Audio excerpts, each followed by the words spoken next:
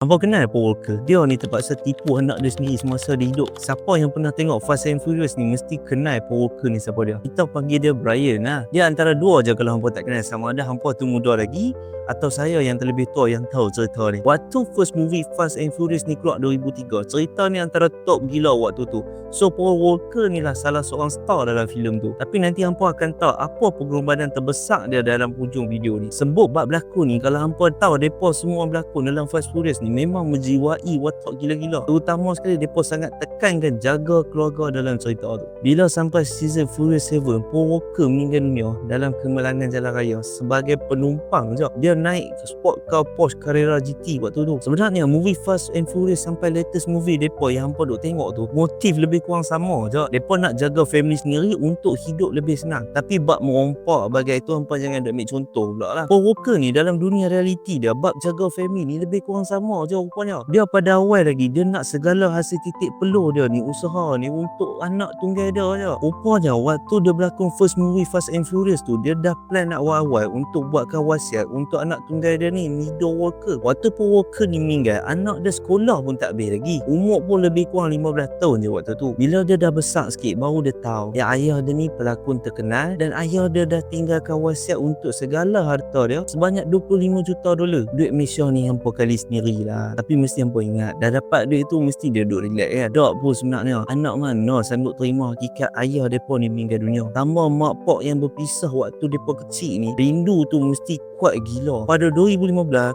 Mido Walker ni dia nakkan keadilan untuk pak dia. Dia tuntut papasan pada pihak Porsche atas kematian pak dia. Tapi pihak Porsche memang tolak lah tuntutan tu mentah-mentah. Dia kata accident tu bukan salah mereka. So apa dia buat? Dia ni berani, dia filekan tuntutan tu ke mahkamah sebab dia kata pembuatan kenderaan tu ada masalah tak stabil. Kedudukan tali pinggang keledar tu tak selamat. Wih, macam-macam. Bila dia dapat tuntutan tu, rupanya dia nak teruskan legasi ayah dia dengan membuka Walker Foundation. Sebab dulu Paul Walker ni memang banyak terlibat dalam membantu orang yang timpa bencana. So apa pengajaran dari cerita ni kita boleh belajar? Seorang ayah selalunya hasil titik peluh bekerja ni, satu benda je dia nak. Semua tu untuk keluarga. Tak kisahlah ayah dia pakai baju raya tahun lepas pun tak ada masalah. Janji anak-anak dan keluarga dia dapat kehidupan yang terbaik dan selesa.